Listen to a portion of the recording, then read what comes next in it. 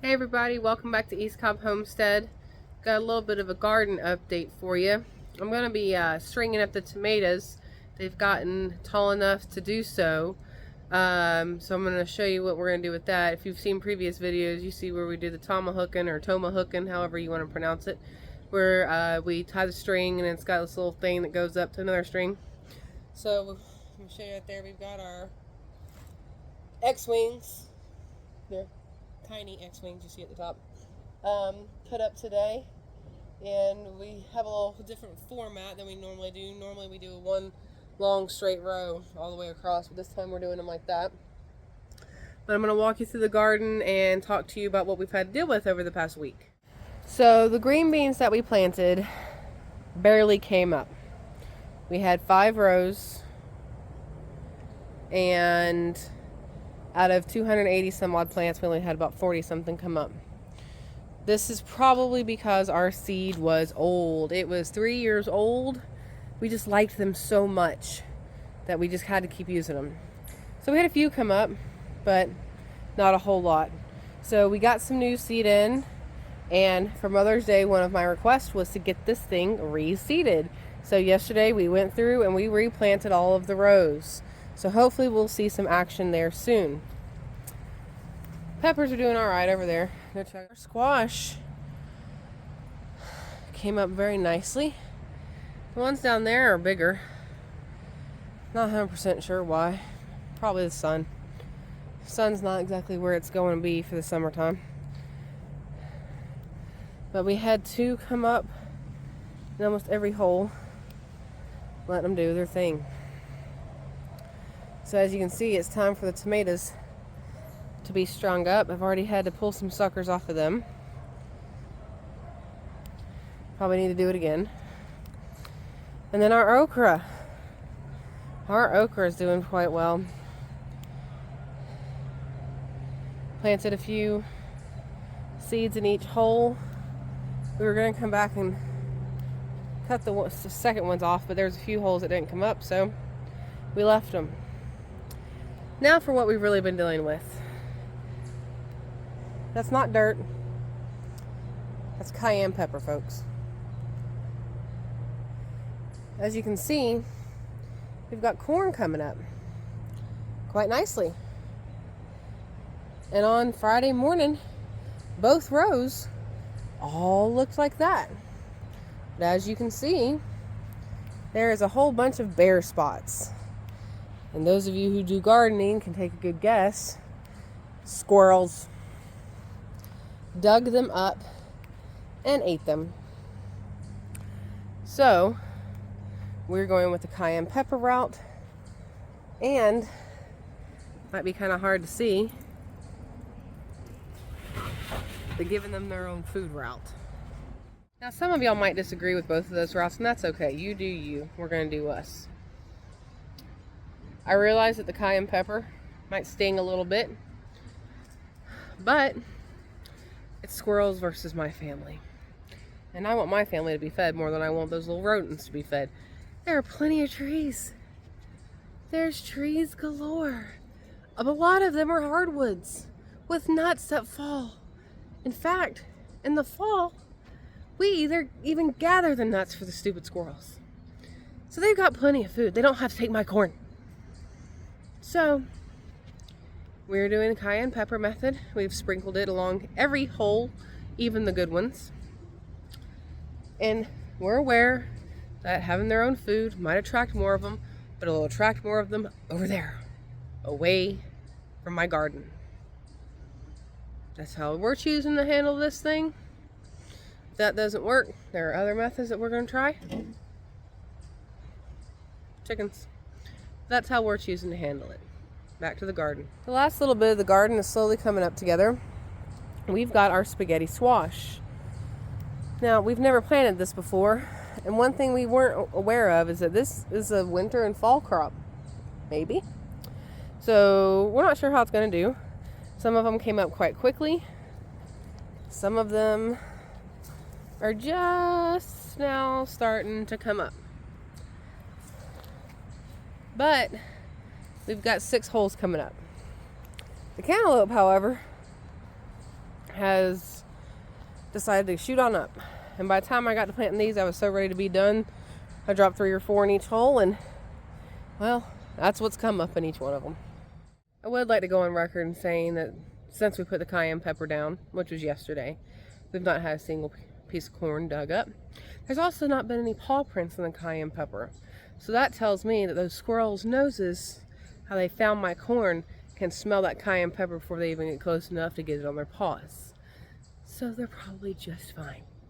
And they're getting food. So I couldn't remember, in all honesty, I didn't want to go back and watch, if I showed us actually tying up the tomatoes a couple years ago. So that's what I'm going to do today. So we're going to get to that, because I got to get to cooking dinner. So here we go.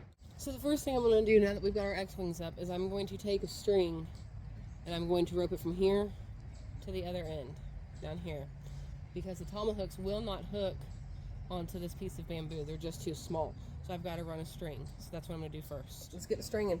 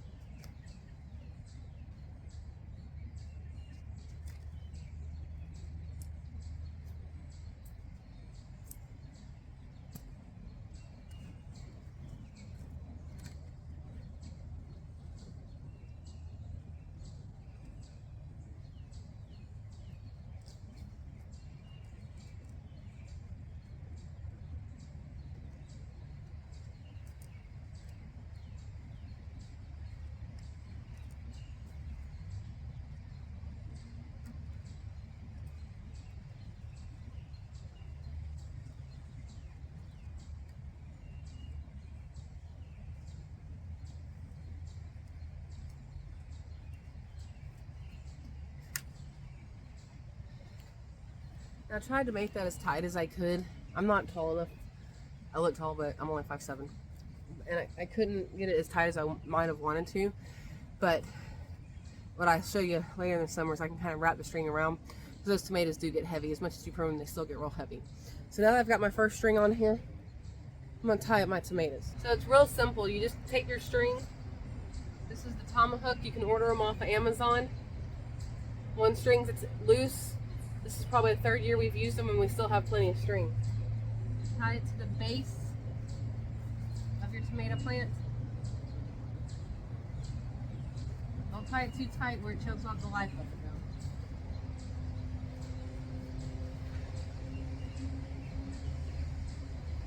I'm going to snip off these bottom ones here.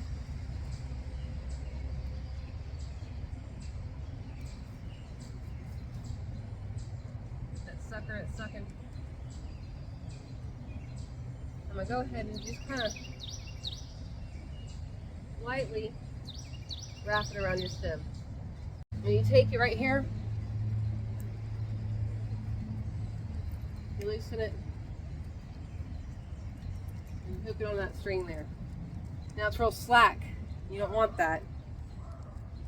But I can't do another hook or it's gonna be too tight. So what I do is I just wrap it around here until it gets relatively taut.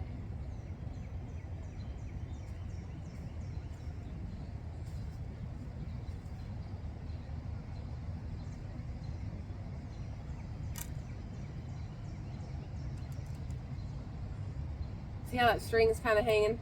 I was trying to avoid that, but I guess you really can't sometimes.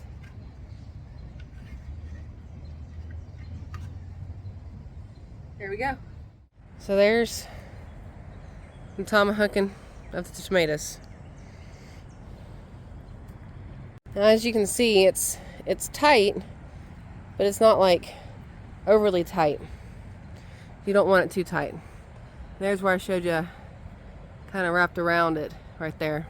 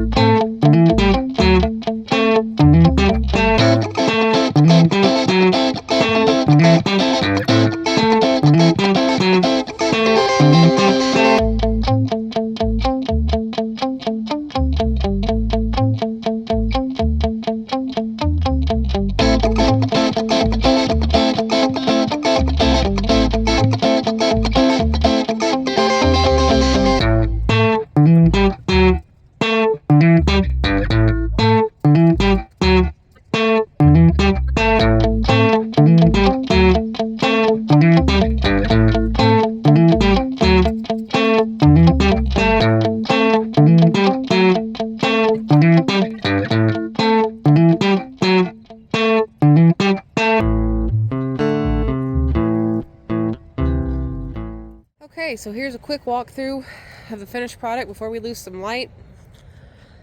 I always think it looks really cool when it's all said and done.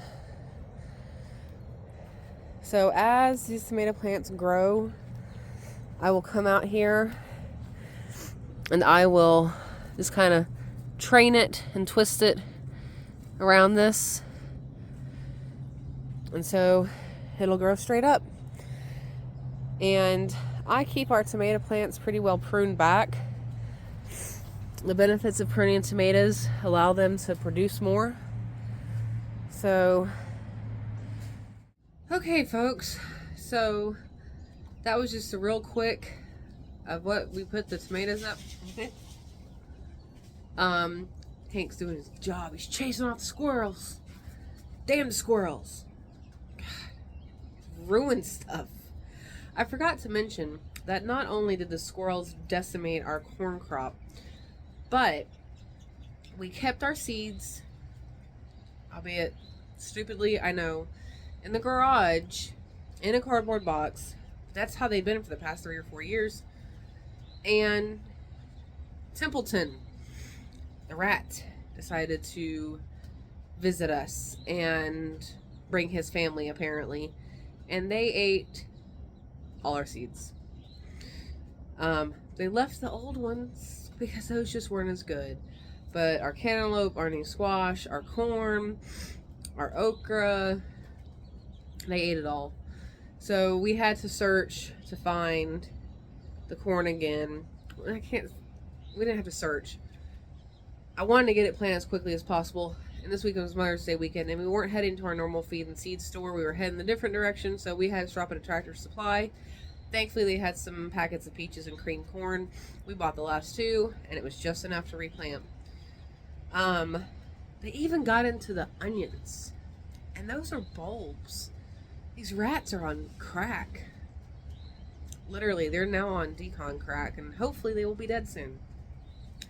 But anyways, had to stop. See, the lights changed. Run to get the boy from baseball practice. Had to cook real quick. Made some fried squash from our summer squash from last year. And now it's 8:30 at night, and I'm just now getting back, and the kitchen's cleaned up, and here we are. The realities of the suburban or urban homestead with 2 full-time working folks. We can't devote all of our time to the way of life that we prefer. We got other things going on, but we make it happen. So hope you enjoyed the video this time, and leave us a comment, like, subscribe if you've made it this far. Y'all have a wonderful week.